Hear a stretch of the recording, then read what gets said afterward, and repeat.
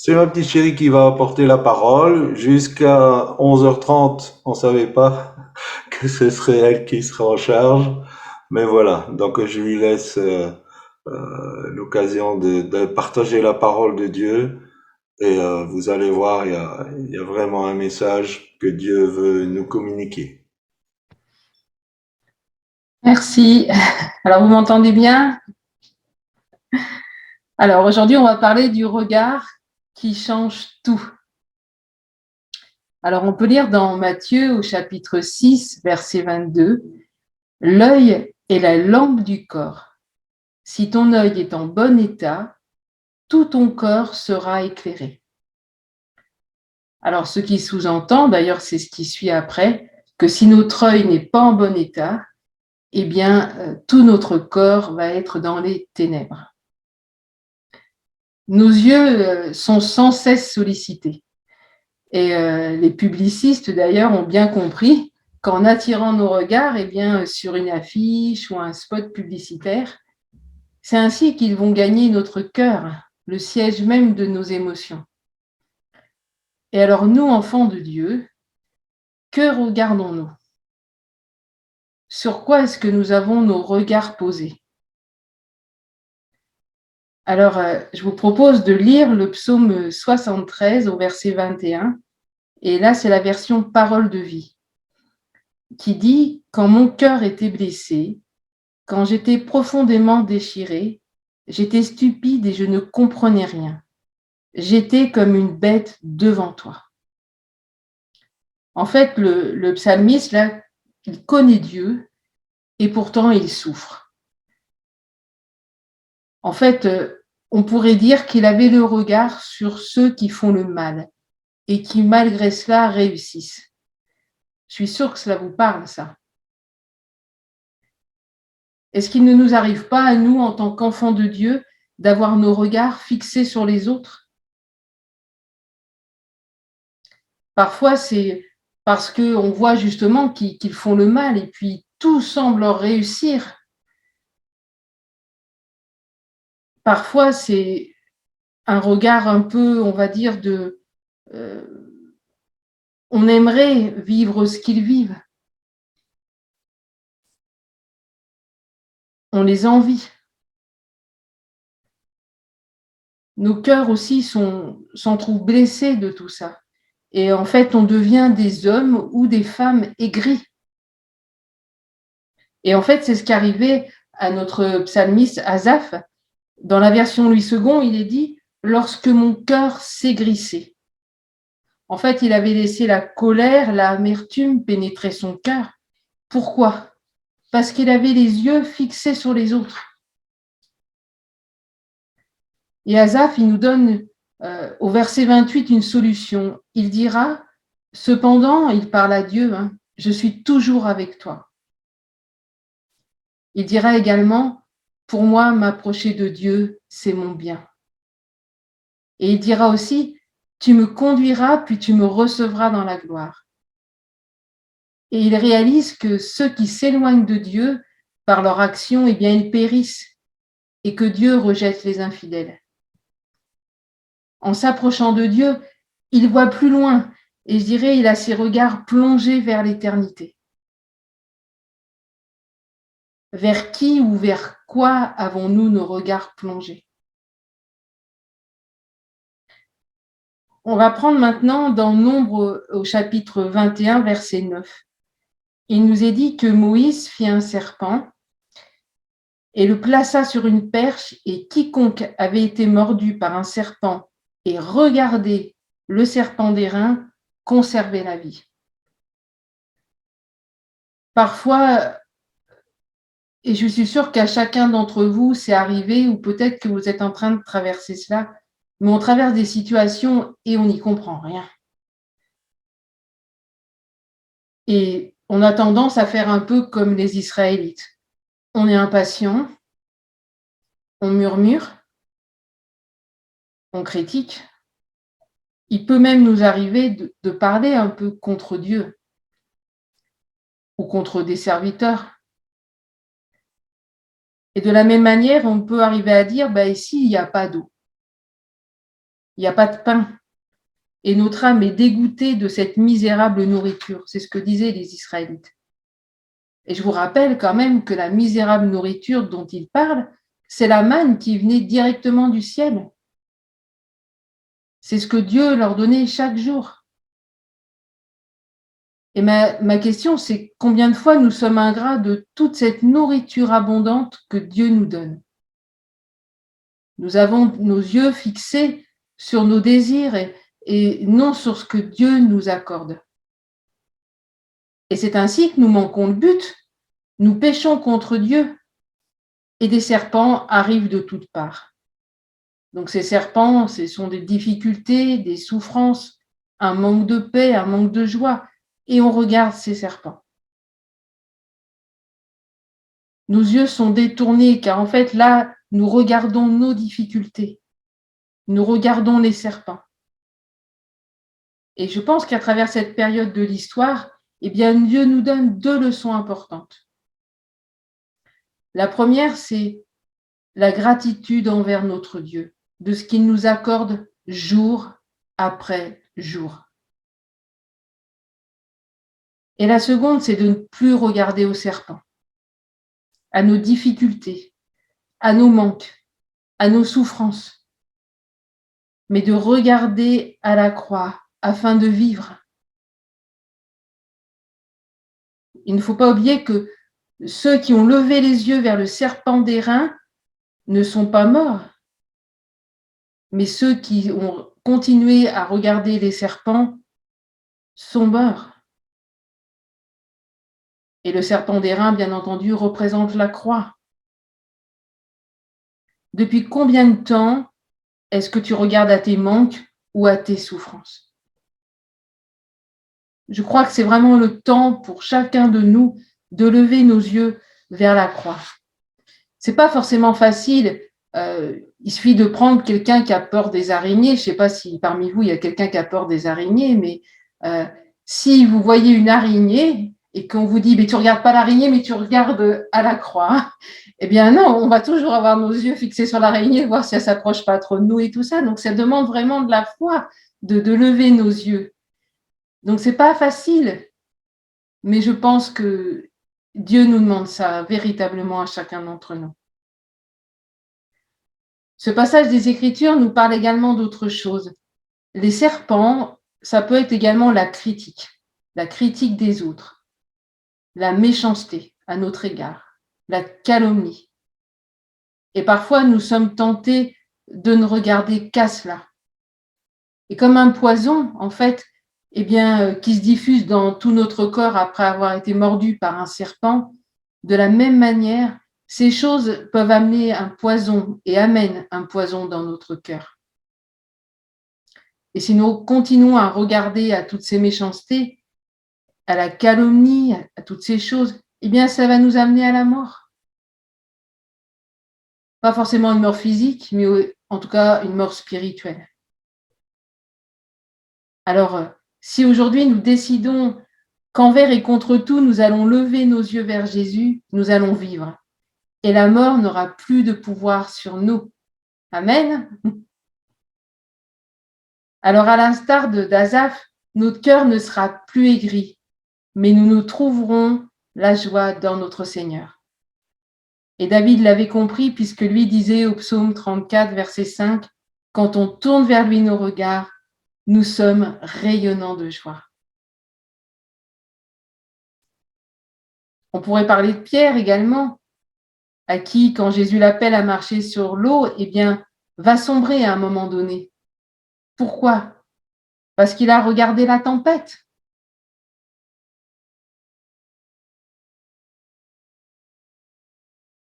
Job également, c'est intéressant quand on lit Job parce que, en fait, il explique tout ce qui y arrive, tous ses problèmes.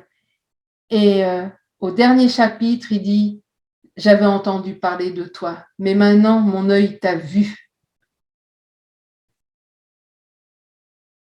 Je crois qu'il est vraiment plus que temps qu'en tant qu'enfants de Dieu, nous changions notre regard de direction. On va lire maintenant Jean 20 à partir du verset 11. Alors, je vais vous le lire, c'est assez court. Cependant, Marie se tenait dehors près du sépulcre et pleurait. Comme elle pleurait, elle se baissa pour regarder dans le sépulcre. Et elle vit 2 anges vêtus de blanc, assis à la place où on avait couché le corps de Jésus, l'un à la tête et l'autre aux pieds. Ils lui dirent, « Femme, pourquoi pleures-tu » Elle leur répondit, « Parce qu'ils ont enlevé mon Seigneur et je ne sais pas où ils l'ont mis. » En disant cela, elle se retourna et elle vit Jésus debout, mais elle ne savait pas que c'était Jésus. Jésus lui dit, « Femme, pourquoi pleures-tu? Qui cherches-tu » Elle, pensant que c'était le jardinier, lui dit, « Seigneur, si c'est toi qui l'as emporté, dis-moi, où tu l'as mis, et je le prendrai. » Jésus lui dit, « Marie. » Elle se retourna et lui dit en hébreu, « Rabouni », c'est-à-dire maître. Jésus lui dit, « Ne me touche pas, car je ne suis pas encore monté vers mon Père, mais va trouver mes frères et dis-leur que je monte vers mon Père et votre Père, vers mon Dieu et votre Dieu. » Alors Marie, là, dans cette histoire, elle souffre. Son maître, il n'est plus là, il est mort. Et en plus, son corps, il a disparu. Alors elle pleure et elle regarde la difficulté. Alors 2 anges lui apparaissent. Alors remarquez qu'elle n'a aucune réaction si ce n'est qu'elle raconte son problème. C'est incroyable quand même. Elle leur dit, « Ils ont enlevé mon Seigneur et je ne sais pas où ils l'ont mis. » C'était tout de même 2 anges qui étaient apparus, mais aucune réaction. C'est comme si, en fait, il y avait un voile devant ses yeux, un voile sur son cœur, car elle ne discerne pas la manifestation du royaume de Dieu. Ensuite, c'est Jésus en personne qui vient devant elle, et il lui parle. « Femme, pourquoi pleures-tu » Elle ne reconnaît pas encore Jésus. Et là, que fait le Seigneur? Notre Dieu est incroyable. Il l'appelle par son prénom. Marie. Et enfin, ses yeux s'ouvrent. Elle reconnaît son maître. Elle part en mission. Elle va raconter que Jésus est ressuscité. Il est là, il est vivant. Marie, à la mort de Jésus, tout comme les disciples, avait perdu son espérance. Et là, arrivé devant le tombeau, c'en était trop. Plus de maître, il avait disparu complètement. Elle ne savait pas où ils avaient pu mettre son corps. Elle avait les yeux fixés sur la difficulté. Depuis combien de temps tu pleures, toi? Depuis combien de temps tu ne regardes qu'aux difficultés? Dieu, il envoie ses messagers pour que tu changes ton regard de direction. Mais rien. Ton regard reste fixé sur ta difficulté. Et Jésus, qu'est-ce qu'il fait? Eh bien, il t'appelle. Il t'appelle par ton prénom, afin que tes yeux s'ouvrent et que le voile disparaisse de tes yeux. Détourne ton regard des difficultés.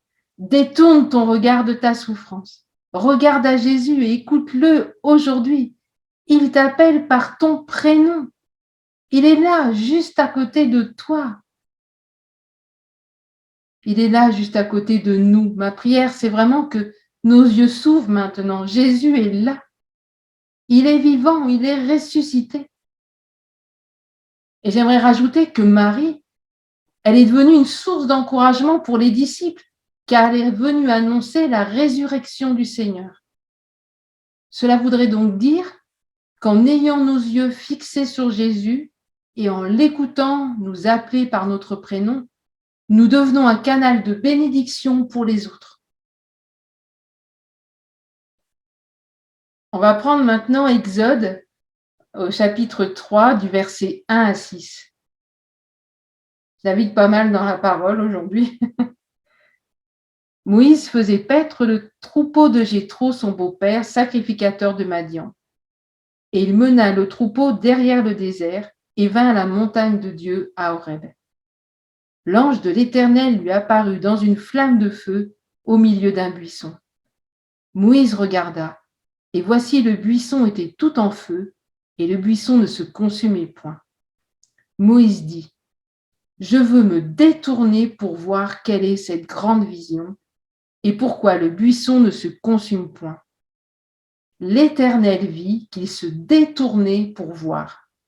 Et Dieu l'appela du milieu du buisson et dit, « Moïse, Moïse. » Et il répondit, « Me voici. » Dieu dit, « N'approche pas d'ici, ôte tes souliers de tes pieds, car le lieu sur lequel tu te tiens est une terre sainte. » Et il ajouta, « Je suis le Dieu de ton père, le Dieu d'Abraham, le Dieu d'Isaac et le Dieu de Jacob. » Moïse se cacha le visage, car il craignait de regarder Dieu. Ce passage, je le trouve tellement fort. C'est un de mes passages préférés des Écritures. Moïse, c'était un libérateur dans l'âme. Mais il avait fait cela à l'époque en Égypte avec sa propre force. Et il avait vécu le rejet, il avait perdu tous ses repères, changement de vie, changement de lieu. Et puis quel lieu? Il se retrouvait dans une terre aride. Pas simple, un désert comme ça. Il ne savait même plus qui il était, puisqu'il dira « Qui suis-je » ? Alors, qu'est-ce qui s'est passé pour Moïse dans notre passage? Il est écrit « Je veux me détourner pour voir ». Il a dû changer son regard de direction. Il a dû se détourner le regard de son quotidien, détourner le regard de ses habitudes. Et Dieu, il nous est dit que Dieu a vu qu'il se détournait pour voir, et Dieu l'appela. Et incroyable, comme pour Marie, Dieu l'appela par son prénom. Je ne sais pas ce que ça vous fait, mais c'est waouh! Dieu nous appelle par notre prénom.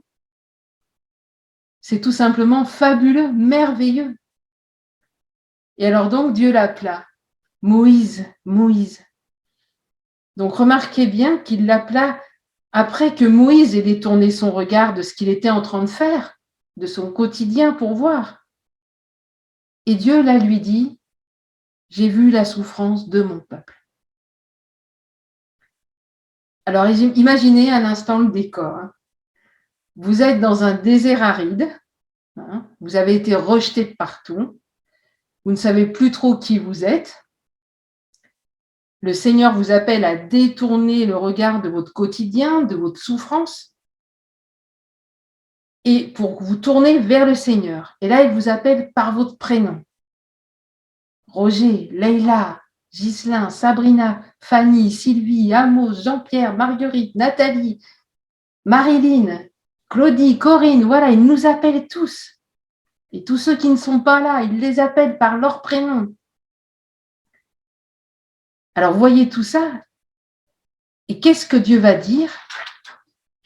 Donc, on se rappelle que Dieu nous appelle par notre prénom, il nous parle, et on pourrait penser qu'il va nous dire, bien mon enfant, j'ai vu tout le rejet que tu as subi.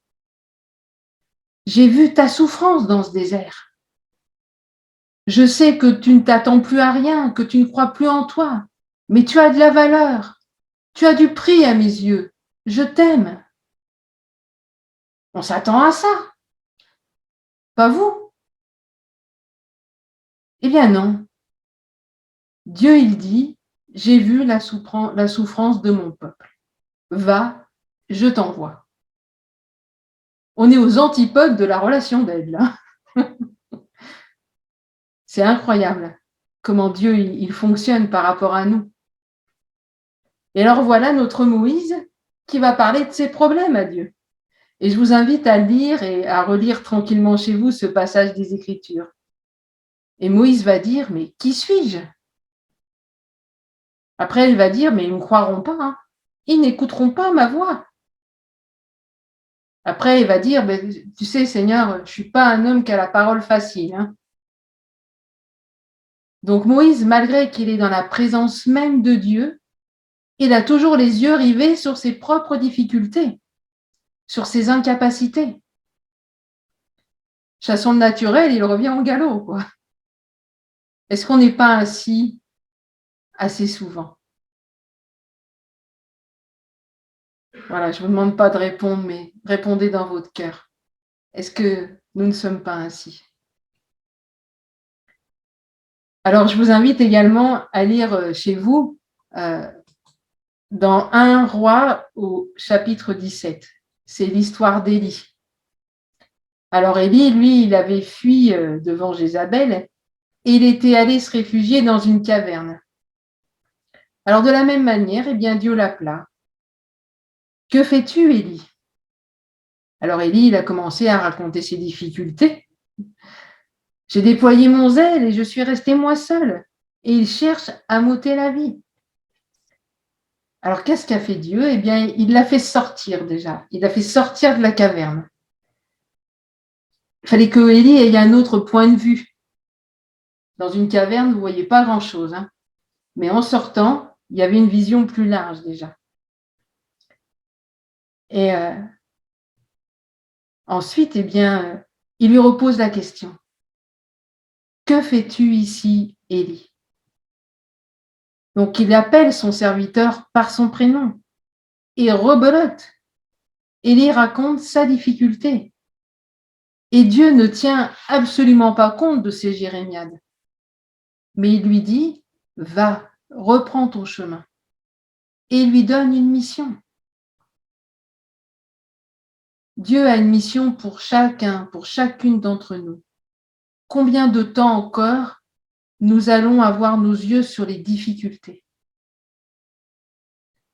Allons-nous détourner nos regards pour regarder notre Seigneur et l'entendre nous appeler par notre prénom et nous dire, va, j'ai une mission pour toi. Dieu entend, quand on pousse, quand on fait nos jérémiades devant Dieu, Dieu tient en compte nos jérémiades, parce qu'on va voir que pour Moïse, eh bien, il y a eu Aaron qui y a envoyé, on voit qu'il a expliqué que Élie se trompait, qu'en fait, il avait des prophètes qui étaient aussi avec lui. Donc Dieu tient en compte, mais quand il nous appelle, il fait comme si il écartait complètement nos jérémiades en disant, mais j'ai une mission pour toi, va. On va prendre maintenant le chapitre de Jean 5 au verset 2. Il nous est dit, or, à Jérusalem, près de la porte des brebis, il y a une piscine qui s'appelle en hébreu Bethesda et qui a 5 portiques. Alors, vous connaissez tous et toutes cette histoire. Pour résumer, des personnes sont malades et elles sont autour de la piscine. En effet, un ange descendait de temps en temps, il agitait l'eau et celui qui descendait à ce moment-là, eh bien, il était guéri. Dans notre histoire, un homme qui était malade depuis 38 ans, nous dit la parole, fixait toujours la piscine afin de voir quand l'ange viendrait agiter l'eau. Ne sommes-nous pas également un peu pareils? Nous sommes là à fixer cette piscine, attendant que le miracle se produise dans nos vies. Cette piscine, appelée piscine de Bethesda, avait 5 portiques. Et les portiques étaient des sortes en fait de colonnades sous lesquelles le peuple pouvait rester protégé du temps de la chaleur, du soleil. Les gens attendaient donc là, protégés, des heures, des jours, même des mois, voire des années, afin de tenter de vivre la restauration dans leur âme et leur corps. Et donc, à l'instar de ces personnes, ne restons-nous pas parfois dans nos milieux protégés, à attendre que le miracle se manifeste? Nous sommes là à attendre et à attendre encore, et nous avons les yeux fixés sur la piscine. Cette piscine peut représenter tout un tas de choses. Elle peut représenter notre croyance pour recevoir la bénédiction. On peut croire qu'on va être guéri si c'est tel serviteur, tel grand ministère qui va prier pour nous. Ça peut être le lieu dans lequel nous sommes, il va nous apporter une solution à notre situation. Les 5 portiques me font penser aux 5 sens. Et nos 5 sens, nous permettent d'avoir aussi un semblant de sécurité. Parmi nos cinq sens, eh bien, il y a la vue et il y a l'ouïe. Concernant la vue, on peut lire dans 2 Corinthiens au chapitre 5, verset 7, « Car nous marchons par la foi et non par la vue. » Notre foi en Jésus-Christ. Pour l'ouïe, eh bien, ne devrions-nous pas être à l'écoute de la parole de Dieu, de ce que dit Dieu? Dans Romains au chapitre 10, verset 17, il est dit « Ainsi la foi vient de ce qu'on entend, et ce qu'on entend vient de la parole de Dieu. » Vous remarquerez que quand Jésus va à la rencontre de cet homme, il lui demande s'il veut être guéri. Question surprenante, vous ne trouvez pas? Et la réponse encore plus surprenante, c'est celle de cet homme. Il dit pas « oui, je veux être guéri ». Non, il explique en fait qu'il n'arrive jamais à aller assez vite à la piscine et ainsi d'être guéri. Cet homme, il était en face de Jésus, Jésus lui parlait, mais il avait toujours lui aussi les regards sur la piscine, sur ce qu'il pensait qu'allait pouvoir être sa solution. Pourtant, le Seigneur des Seigneurs était là, devant lui. Jésus était sa solution. Aujourd'hui, le Seigneur s'arrête sur chacun de nos chemins. Alors, il est important qu'on détourne le regard de notre piscine et qu'on l'écoute nous dire « Veux-tu être guéri? Veux-tu être restauré ?» Alors, ne commençons pas à lui expliquer tout ce qui nous empêche de vivre cette bénédiction. Mais écoutons-le nous dire cette parole « Lève-toi, prends ton lit et marche ». Cet homme guéri par le Seigneur, il est devenu un évangéliste. Il nous est dit qu'il annonça aux hommes que c'était Jésus qui l'avait guéri. Donc, c'était un homme, parti en mission. Je pense que nous ne devons plus plus être prisonniers de nos sens, plus être prisonniers de nos colonnades, de nos semblants de sécurité, de nos piscines, mais de fixer nos regards sur Jésus, qui nous dit « Lève-toi », ne plus rester couchés sur nos lits de souffrance, de désolation, et de marcher, d'avancer, de ne pas manquer le but. Maintenant, on va aller dans Apocalypse, au chapitre 3, verset 18. Il est dit « Je te conseille d'acheter de moi de l'or éprouvé par le feu, afin que tu deviennes riche, et des vêtements blancs, afin que tu sois vêtu, et que la honte de ta nudité ne paraisse pas, et un collier pour oindre tes yeux, afin que tu vois. » Il nous est encore parlé de vue, là. C'est dans une lettre adressée à l'église de Laodicée que ce conseil a été apporté. Et je crois que cette lettre aurait très bien pu être adressée à nous, Église de Jésus-Christ. Je crois que ce passage, concernant notamment le collier, s'adresse à chacun de nous en particulier. Alors vous allez peut-être me répondre, mais moi je vois bien clair, je vois très clair. Peut-être que physiquement, on a une bonne vue. Mais qu'en est-il de notre vue spirituelle? Que voyons-nous? La vision que nous avons de notre état peut être parfois voilée, que ce soit par le péché qui nous enveloppe si facilement, mais également par notre propre justice, qui nous dit « mais moi j'ai besoin de rien, tout va bien chez moi ». Notre vision peut être déformée. Nous voyons des choses, mais elles ne sont pas réellement ainsi, si nous ne la voyons pas comme Dieu la voit. Et il en est ainsi de notre monde. Nous voyons l'œuvre de l'ennemi, et je pense que personne ne me contredira à ce sujet, mais l'œuvre de Dieu. La voyons-nous? En parlons-nous? Comme nous l'avons vu précédemment, nous pouvons avoir un mauvais angle de vision. Notre vision est portée sur notre situation, sur notre problème. alors que le Seigneur voudrait que nous levions les regards vers lui, d'où nous viendra le secours. Notre vision, elle peut être aussi étriquée. Je ne vois pas ce qui se passe dans ma maison, dans ma communauté. Tout me paraît bien. Mais aujourd'hui même, si je demandais à Dieu d'élargir mon champ de vision, qu'est-ce que je verrais? Peut-être que la moisson est grande et qu'il y a peu d'ouvriers. Et comme nous l'avons vu, Dieu nous appelle à changer notre regard de direction et à l'écouter nous appeler par notre prénom. Et ensuite, à l'écouter nous mandater, à nous lever en tant qu'ouvriers dans la moisson de Dieu. Notre vision, elle peut être également complètement trouble par rapport au temps dans lesquels nous vivons et quant à la réalité des choses spirituelles.